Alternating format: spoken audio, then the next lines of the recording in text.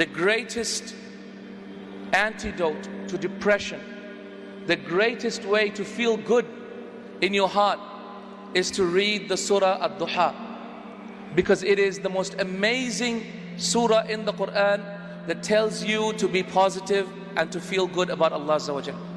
Surah Ad-Duha was revealed at a time when the Prophet ﷺ did not receive the revelation from Allah subhanahu wa ta'ala for 6 months. For 6 months the Prophet ﷺ did not receive any revelation from Allah. Jibreel didn't come down, he didn't see a dream. And so the Prophet ﷺ thought that Allah subhanahu wa ta'ala hates him. He thought Allah subhanahu wa ta'ala does not want him as a Nabi anymore. So all these thoughts were coming in his mind. Isn't that right? When we start thinking the same, some of us start thinking, oh my God, Allah must hate me. Look at my life, Allah must really not want me. Look at the situations, my circumstances. Sometimes these thoughts come to your mind. This is how the Prophet ﷺ was when this surah was revealed. So what did Allah say? Allah said, وَالضُّحَى, by the sun and the morning in its blazing glory. وَالضُّحَى. So first thing that you tell someone who's depressed, wake up, see the sunlight. It's not all doomsday. It's not all doom and gloom. There's a beautiful sun out there, beautiful light. وَالضُّحَى وَاللَّيْلِ إِذَا سَجَى, and by the night as it envelops. The second problem with people who are depressed is they stay up the nights. They go to sleep in the morning, they stay up at nights. مَا وَدَّعَكَ رَبُّكَ وَمَا قَلَى. Allah does not hate you, O Muhammad. Allah doesn't hate us. Allah doesn't hate you, Muhammad, nor has He forgotten you. In the same way, Ya Abdullah, Ya Amatallah, Allah doesn't hate you, and Allah has not forgotten you. مَا وَدَّعَكَ رَبُّكَ وَمَا قَلَى وَلَلْآخِرَةُ خَيْرٌ لَكَ مِنَ الْأُولَى.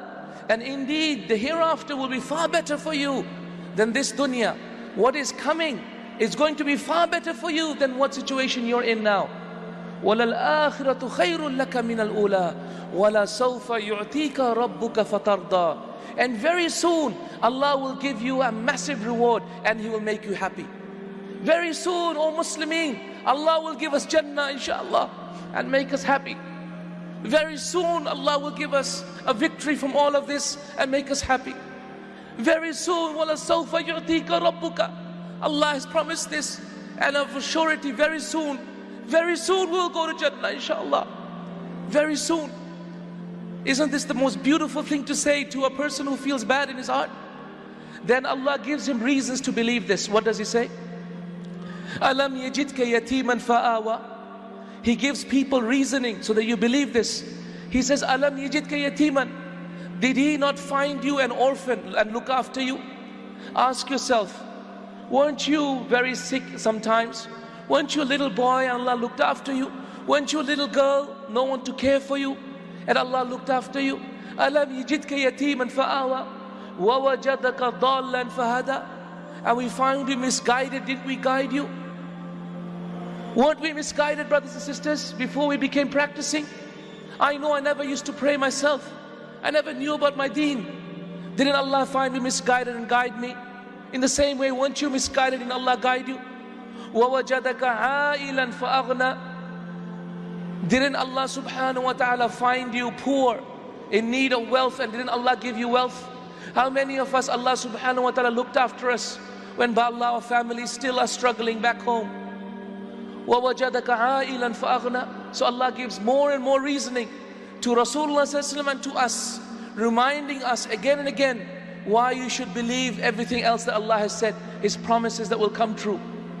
So to the depressed person, this is the best way to reason, by telling him about the past and giving him reason to believe that Allah's promises will come true, just like it did in the past.